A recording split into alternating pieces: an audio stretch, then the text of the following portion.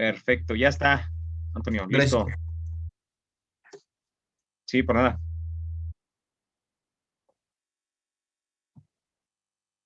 Bien, bueno, vamos a continuar, chicos. Nada más para antes de ver la práctica. Te les mando por ahí un archivo para la práctica al grupo. Y dejen nada más para que no se quede el tema, la idea general no se quede inconclusa. Vamos a apuntar el diagrama de estrategia, de relación, perdón, de feed forward, para que quede con claridad. Alcancemos a discutir. Para ya el material didáctico.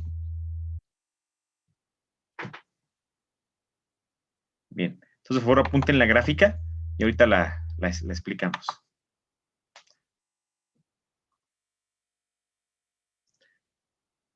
El diagrama bloques, perdón, la figura 15.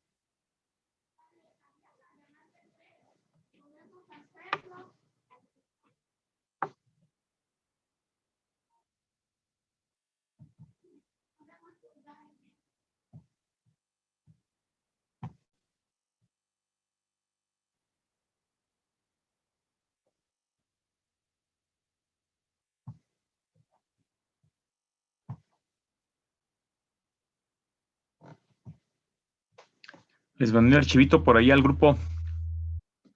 Con ese vamos a sacar adelante nuestra práctica número 3.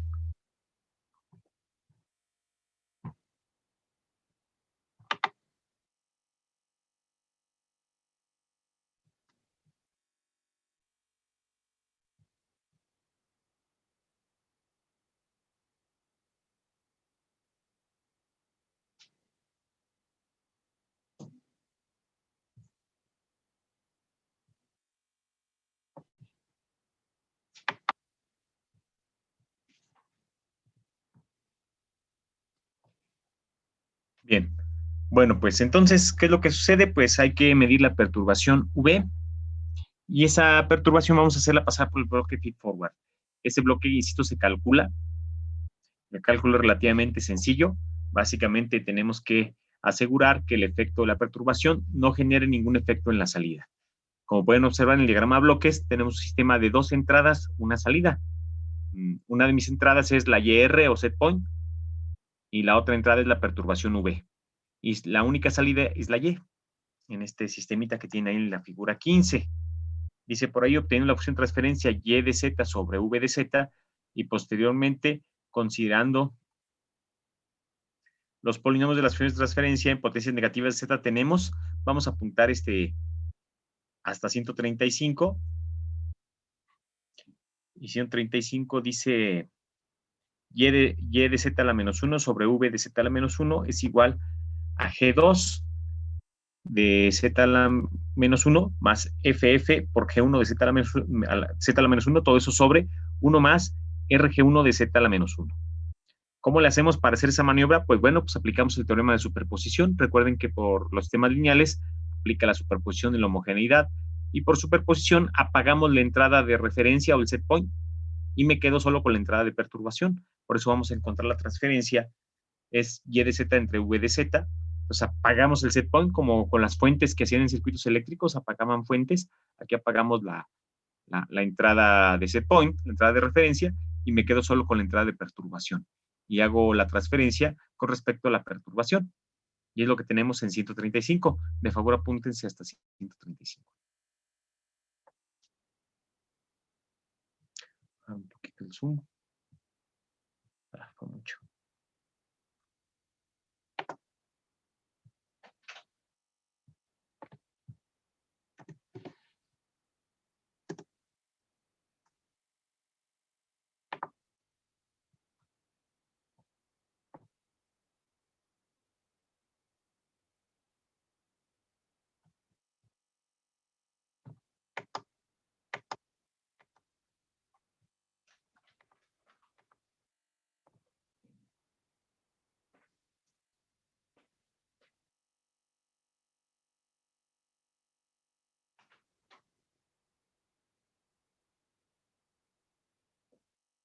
¿Sí queda claro para todos cómo se llegó a 135?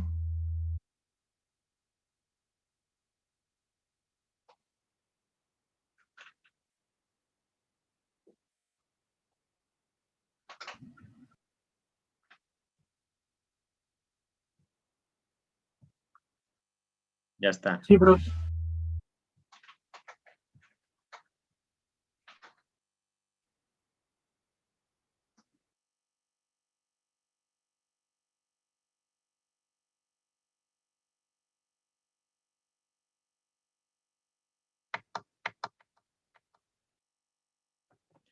Bien, realmente la ciencia de este método, de esta técnica, está precisamente en 136. El secreto para poder calcular el feedforward es ponerla en incrementos. Recuérdense que delta mayúscula, la letra delta quiere decir incremento o valor presente menos el valor anterior. Eso me da el incremento o el delta. Dice, poniendo 135 como incrementos e igualando a 0 para indicar que los cambios en la perturbación no generan cambios en la salida, tenemos. Entonces, fíjense lo que sucede. Si yo pongo que un incremento en la Y, incremento de Y sobre el incremento de V, acuérdense que la función de transferencia es salida entre entrada, entonces va a haber un incremento en la entrada V porque va a haber un cambio en la perturbación. Ese es nuestro antecedente. Nuestro antecedente es que va a haber un cambio en la perturbación. Entonces, delta V va a ser distinto de 0. Y eso es importante para evitar la división entre 0. Pero si queremos que a Y no le pase nada, es decir, que el incremento de Y sea 0, 0 entre algo finito me va a dar 0, como pueden observar en 136. Y básicamente ese es el truco para calcular el feedforward. Porque entonces ahora vamos a utilizar el segundo y el tercer miembro de 136. Ven que el tercer miembro es un 0. Y el segundo miembro, pues vamos a despejar FF. Y ahí nos va a dar el secreto, nos va a revelar el secreto que se requiere que haya en el bloque FF para que, aunque existan cambios en las perturbaciones, la Y no se va a enterar, no se va a mover, la Y se va a conservar sin sin verse afectada por un cambio en la perturbación, gracias a la expresión matemática que tienen ahí en 136. Recuerden que la pusimos en incrementos. Apunten de favor hasta 136.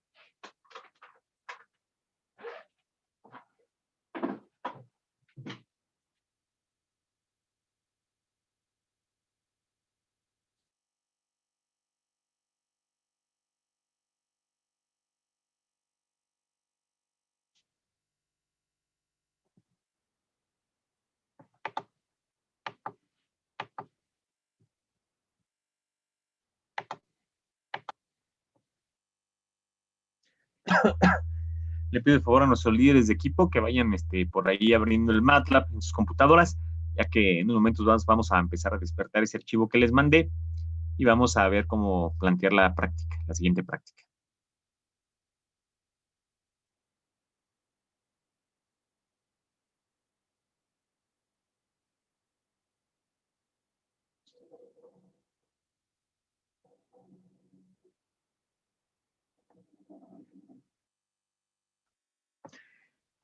Digo, al menos los líderes de equipo, pero quien guste puede ir abriendo su MATLAB, su Simulink y abrir el archivo que les mandé al grupo.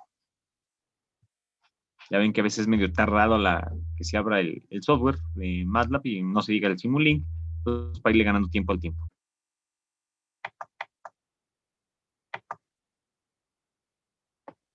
Y bien, ¿qué es lo que sucede cuando despejamos FF? Pues despejamos el feed forward y vean lo que nos viene a quedar. Nos viene a quedar en 137 que el feed forward va a ser el menos el cociente de G2 entre G1. Si tú a feed forward le pones ese negativo de ese cociente, pues es lo que requiere, es la píldora que requiere la estrategia de feed forward para que un cambio en la perturbación no le haga absolutamente nada a la salida. Ahí está la vacuna antiperturbación, como lo dice 137.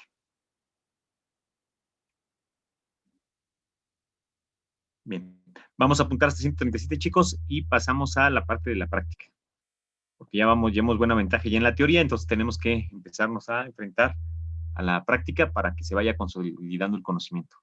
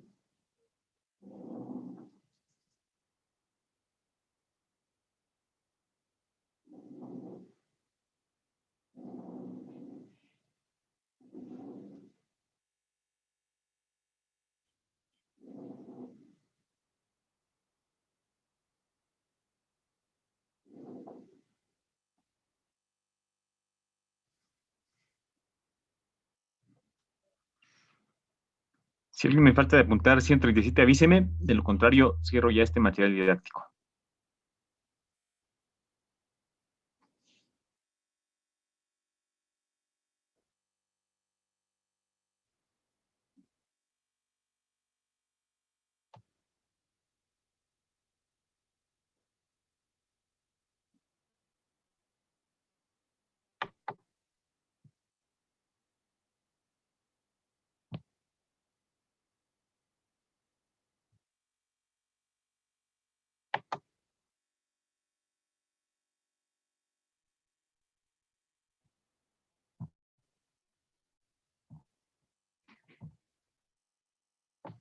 Bien.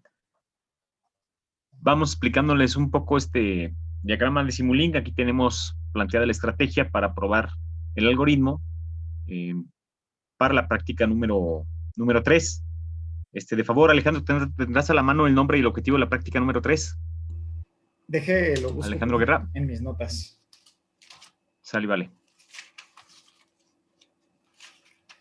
De la práctica número 3, ¿verdad? Así es. Aquí dice, el nombre es método de mínimos cuadrados en línea. El objetivo es identificar los valores numéricos de los coeficientes de los polinomios de una función de transferencia discreta, partiendo de las muestras de la entrada y la salida tomadas al proceso, aplicando el método de mínimos cuadrados en línea. Muy bien, ya está. Gracias, Alejandro. Bien, pues en condiciones normales, chicos, pues esta práctica la echamos a volar con C++, y con un motor físico. Sin embargo, pues ante la situación que nos ha tocado vivir, de trabajar a distancia, pues ya van 2 semestres que lo hacemos en simulación.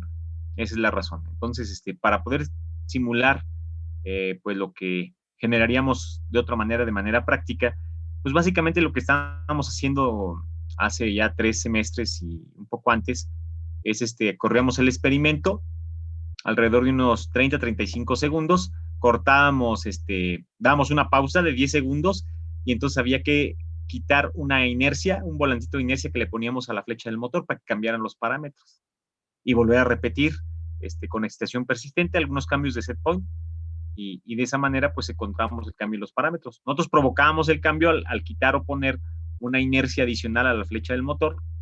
Entonces, y seguíamos corriendo el algoritmo y nos dábamos cuenta que cambia el vector P. El vector P luego se da cuenta de que los parámetros cambiaron, pues porque modificamos mecánicamente, le poníamos un volante de inercia adicional al motor.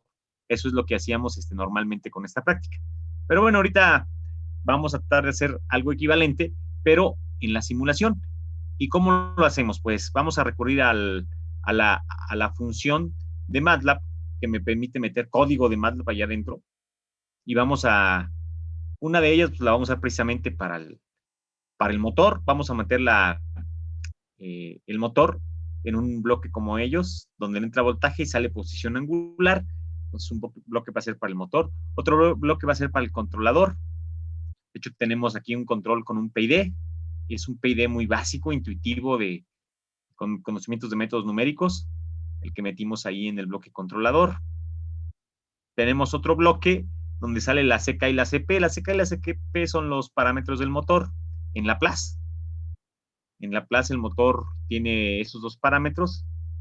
Sin embargo, en Z, pues vamos a proponer una función de transferencia de orden 2, de n igual a 2, n minúscula, y hay otro bloque que se llama MMCR.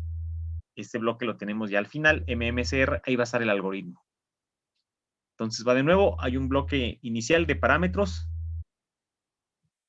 después tenemos el controlador, después tenemos el proceso, la planta, y finalmente el MMCR. Vean que al MMCR le tenemos que poner una entrada y una salida, cada muestra, y él debe calcularnos en ese instante, en esa iteración, también un vector P.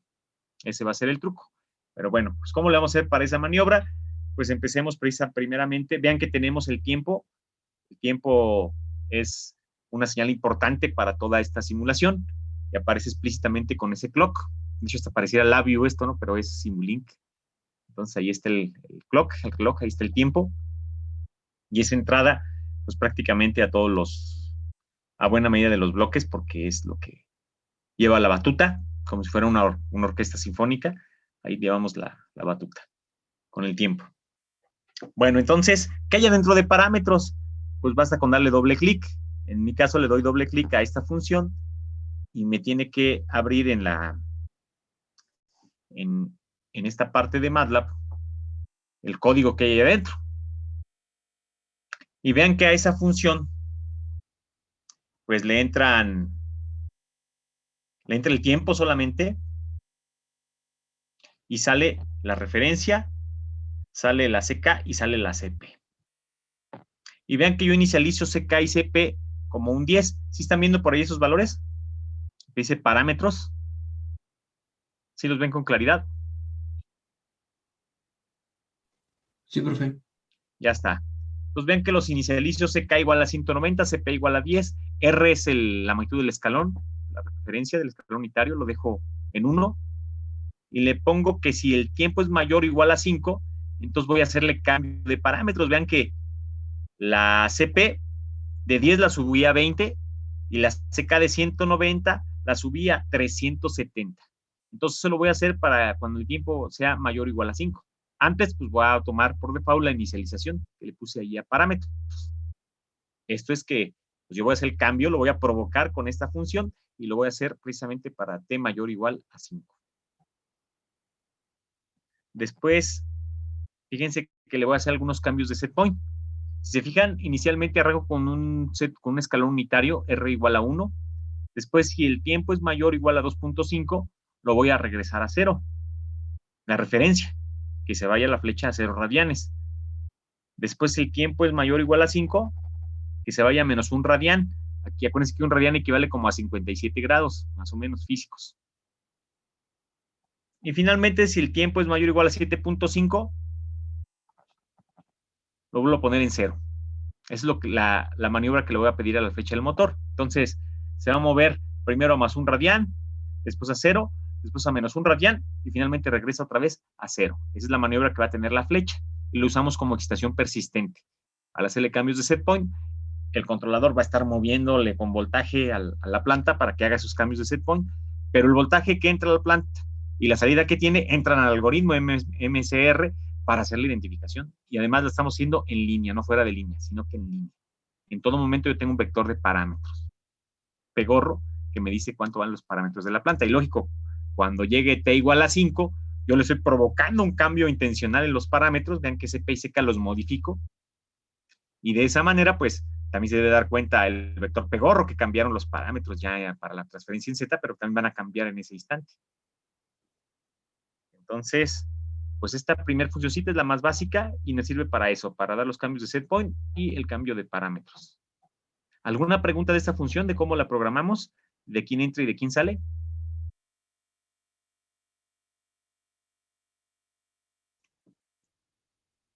Bien, si no hay preguntas, vámonos con la siguiente función. Bueno, ahora tenemos la función que se llama controlador. Este va a ser un PID, si más no me equivoco. Vamos a ver cómo lo metimos. Vean que le entra la R, le entra la Y, le entra el error anterior, sale la U y sale el error. Y el error sale, pues lógico, para retrasarlo un muestreo o una iteración. Unit delay es Z a la menos 1 o 1 sobre Z, es retardo unitario. Y la U es el esfuerzo de control en volts. El esfuerzo de control pues va a ser la entrada a la planta, el voltaje que le aplicamos al motor. Entonces, pues vamos a dar doble clic al bloque controlador para ver qué hay ahí dentro.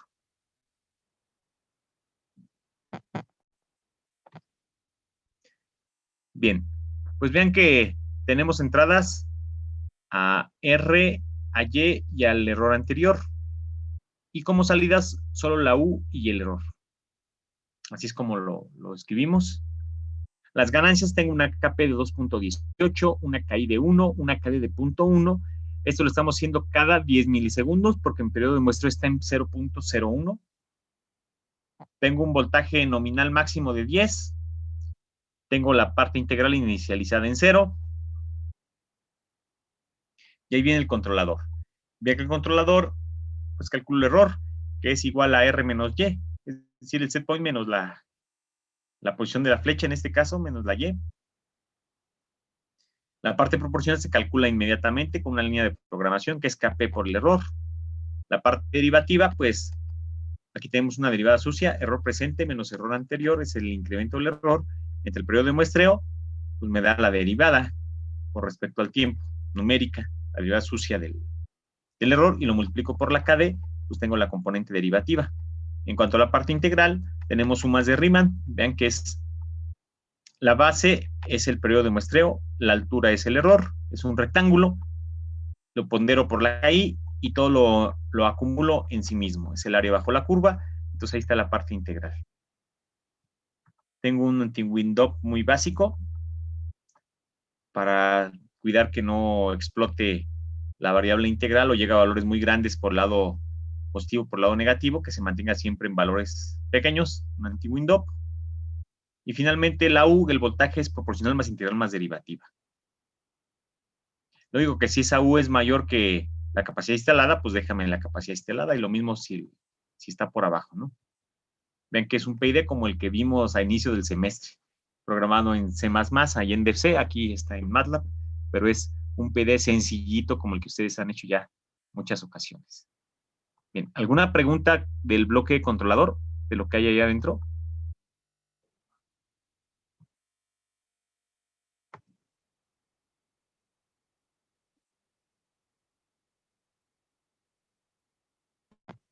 Bien, si no hay preguntas, vamos al bloque de la planta.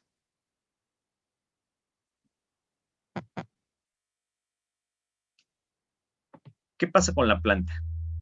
Bueno, pues al bloque planta le están entrando el tiempo, la X, la U, la CK y la CP. ¿Y quién sale? Pues la Y y DX. Ahorita vamos a ver por qué. Bueno, pues básicamente estamos metiendo la ecuación de estado del motor. Si recuerdan en control 2, vieron la ecuación de estado del motor DC con escobillas. Entonces la manera de meter un motorcito, si lo metiéramos ahí tal cual como en Simulink, como una función de transferencia, no me dejaría cambiar CP y CK en línea, en tiempo real. Tengo que meterlo con la variable de estado para que le haga caso a otra función y me mande de manera remota esos cambios de los parámetros. Entonces no es tan fácil hacer la simulación con una función de transferencia en Simulink, cuando tú la vas a cambiar dentro de la misma corrida. Podríamos incluso hacerlo en corridas distintas, y sí lo podríamos hacer con función de transferencia. Corro primero con valor de CP y CK y a ver qué sucede, y luego cambio los parámetros y hago otra corrida. Pero para que se vea bonito en la misma corrida, entonces sí tenemos que hacerlo con estas funciones. Por eso nos obliga a meterlo con la variable de estado. De X, pues, ahí tenemos la derivada del vector, lo inicializamos en ceros, definimos el estado. Recuerden que X1 es la posición, X2 la derivada, es decir, la velocidad. Y aquí tenemos ya la ecuación de estado. Este sería X1 punto, el primer rengloncito, este que está aquí, este sería X2 punto. Y ahí está la ecuación de estado del motorcito. Y así de fácil, ¿no? Ya la salida Y es precisamente X1, la posición. Y bueno, pues así de fácil metemos el motor DC con escobillas en la variable de estado a la función planta en este caso. Y ahora viene lo interesante, viene el método de mínimo escalador recursivo o MMCR, bueno, que es lo que acabamos de ver la semana pasada. Concluimos con estas ecuaciones, entonces vamos a ver cómo lo hicimos para meterla. Bueno, antes de eso, preguntas con la planta. ¿Queda claro para todos cómo metimos la planta a Simulink como variable de estado?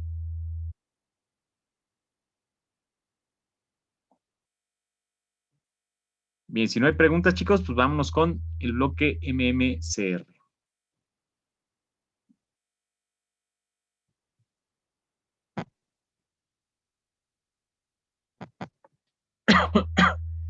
Bien, aquí tenemos bases centradas entre el tiempo, entre la U, entre la Y, el propio vector P gorro, es decir, P gorro anterior, la C anterior, la Y anterior y la Z anterior. ¿Quiénes salen? Pues P gorro, S1 es en la simulación 1, en algún espacio voy a sacar ese valor. También sale PGS2, algún otro punto de la simulación, saco ese valor, a ver si lo puedo sacar al workspace, ahorita vemos cómo le hacemos. Tengo a P gorro, saco la C, saco la Z y saco también la Y gorro. Así es como programamos este bloque. Estamos tomando nuestra N igual a 2. Vamos con una transferencia de segundo orden. Nuestro tope lo tenemos en 2N más 1. Esto sirve para construir los vectores. Van a ser, en este caso, de 5, elementos de R a la 5, entonces 2N más 1. La Barphi la puse en punto 98. Barphi cuadrada, pues es Barphi por Barphi. Estamos inicializando la matriz E en valores de 100. El vector P en valores de 0.1. La alfa cuadrada en 0. La Y gorro en 0. El E gorro en 0. Y empezamos a inicializar los vectores. Son de dimensiones 5. Ya lo hablamos por la N igual a 2. La G, la Z, la C, todo se va inicializando. Inicializo la matriz, aquí el vector y la matriz.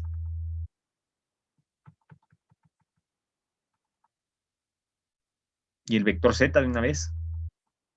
Y ahora sí. Despliego el tiempo. Despliego la U, despliego la Y en pantalla. Empiezo a hacer los corrimientos vector Z para que se actualice, para que vaya entrando la nueva entrada, la nueva salida y se vaya actualizando el propio vector Z. Y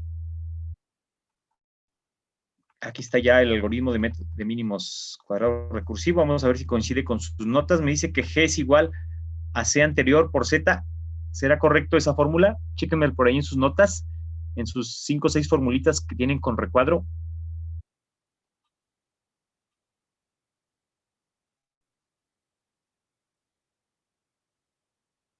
Antonio, ¿tienes por ahí tus notas a la mano? Sí, profe, la estoy aquí revisando. Es G de K más 1 igual a CK por ZK más 1, ¿no, verdad? Ahí está. Sí, es esa. Vean que Ok, ahí ok, está sí. programada. ¿Se fijan? El K más 1 es el tiempo presente, el más actual, y el K es el inmediato anterior, el pasado. Por eso es que aparece C-1, es la C anterior. Entonces ahí está esa primera fórmula. A ver, díctanos la segunda fórmula. ¿Qué dice tu segunda fórmula, Antonio? Sí, es alfa cuadrada de K más 1 es igual a barfi cuadrada más Z transpuesta de K más 1 por G de K más 1. Ahí está. Ese punto apóstrofe que sí la traspuesta. Bueno. Después, siguiente ecuación que tienes por ahí, Antonio.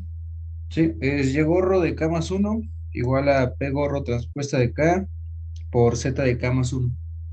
Ahí está. Vean que K más 1 y llegó, entonces por eso es el que es K secas, aquí le pongo guión bajo 1. Ahí está también la siguiente ecuación. Vamos a, tenemos una para el error, para IG. Sí, bueno, tenemos E sub E, como que es esa. De K más 1 es igual a Y de K más 1 menos Y gorro de K más 1. Ahí está. Vean que también aplica perfectamente con sus notas. Siguiente, Antonio. ¿De qué nos habla la siguiente? Vean Sí, que aquí no le puse punto y coma, eso quiere decir que me lo imprima. Cada que está corriendo me lo vaya imprimiendo. es P gorro de K más 1 es igual a P gorro de K más 1 sobre alfa cuadrada más K, bueno, de K más 1, perdón, por G Ujú. de K más 1 por E sub E de K más 1. Ahí está. ¿Se fijan? También coincide perfectamente y no le puse punto y coma para que eso me lo imprima. Bien. Y finalmente, la última Sí. ecuación. C de K más 1 es igual a 1 sobre bar phi cuadrada por C de K menos 1 sobre alfa cuadrada de K más 1 Ok. por G de K más 1 por G transpuesta de K más 1. Ahí está. Ahí tengo comentados algunos para que me despliegue, sobre todo cuando estamos diagnosticando, evaluando el método, que jale, que no jale, que me marcó error, pues le pones trampitas, a ver, desplégame qué imprimió en esta iteración, etcétera, pues se quedaron ya comentadas. Vean que si el tiempo es exactamente igual a 4.9, pues mando sacar el valor de P gorro con la variable o la salida PGS1. También cuando T es igual a 9.9, lo mando sacar con PGS2. ¿Y eso por qué lo hacemos, chicos? Es inmediatamente antes de cambiar los parámetros, a ver a qué valores había convertido el método y ver que pues, efectivamente va a haber un cambio entre esos valores antes de... Porque acuérdense que en 5 hago el cambio. Y bueno, la otra es la corrida del agua hasta el segundo 10, pues por eso 9.9, ve qué valores tienes. Sin embargo, vean que P-gorro también lo estamos imprimiendo, porque no le puse punto y coma aquí en esta línea. Entonces vamos a correr esta simulación, donde estamos haciendo todo lo que les he platicado, estamos cambiando la planta intencionalmente en T igual a 5, y vamos a ver qué sucede. Bien, vean que la simulación la tengo en 10, y para ello, pues basta con que le demos en la teclita esta de Run y voy a empezar a ensamblar. Aquí se tarda más porque son más cosas las que hay que hacer, pero por ahí va la simulación. Voy a ver entrar el pitido. Terminó. Vamos a ver qué sucedió. Para eso le damos al scope. Vean que estamos graficando. Aquí se está viendo. Damos autoset. Ahí está. Bueno, en la parte de abajo tenemos el esfuerzo de control. Entonces, y se ven, pues lógico que hay cambios, los cambios de set point. Debido a la excitación persistente, le estamos haciendo cada 2.5 segundos. Pero vean, ¿qué es lo que sucede? Aquí tenemos dos curvas. Tenemos una azul y una roja. Y además, tenemos el set point en verde. Realmente tenemos tres cosas que estamos graficando aquí arriba.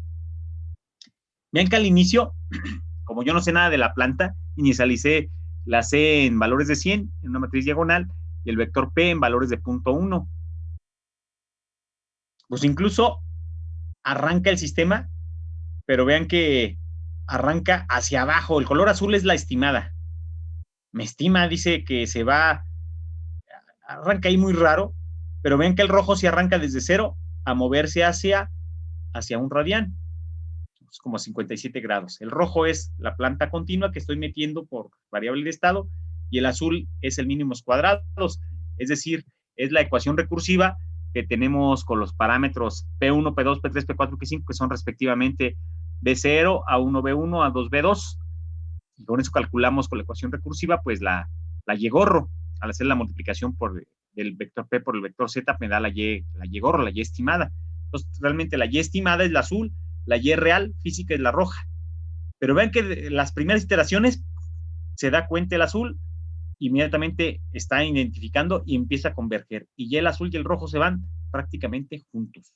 Aquí todo lo alcanzamos a ver que son dos cosas distintas, pero vean que sigue entrenándose iteración a iteración el sistema, pues prácticamente ya se van juntos. Hago otro cambio de set point y vean, ahora le pido que de 1 radián se regrese a la posición de 0 radianes, regresa a la fecha del motor, ahí vienen juntitas. ¿Pero qué creen?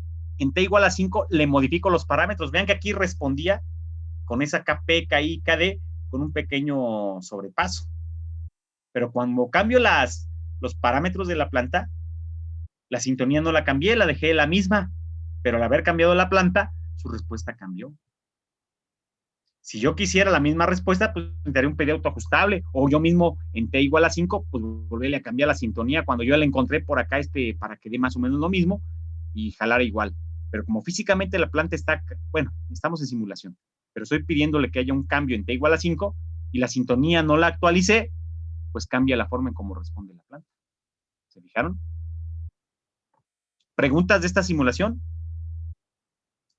Vean que se ven patadas por ahí en los valores de arranque y también cuando hago cambios de set point. Esos impulsos, esos martillazos son la excitación persistente. Entonces, para que el sistema, pues exciten todas las frecuencias del sistema y el algoritmo de identificación las detecte y haya una buena identificación de parámetros. Y es tan buena la identificación de parámetros que vean que la roja y la azul pues van prácticamente juntas. Y esto, acuérdense que no es fuera de línea, esto está en tiempo real, está completamente en línea. ¿Preguntas hasta ahí, chicos? Nos está cortando la sesión, pero regresamos en unos minutos para seguir discutiendo esta práctica. ¿Vale, vale? Sí, ok, profe. Nos vemos unos minutitos. Sí, profe. Ya está.